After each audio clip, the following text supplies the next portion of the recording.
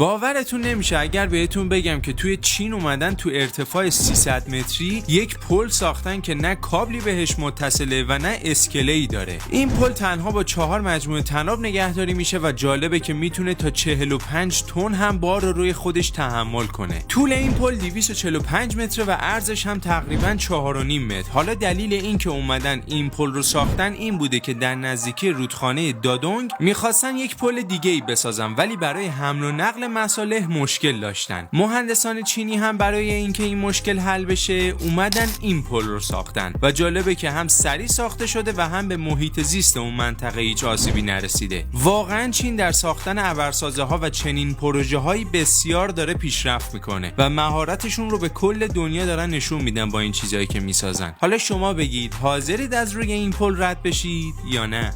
عجیب ترین واقعیت های دنیا رو میتونید تو پیج راوی فکت مشاهده کنید.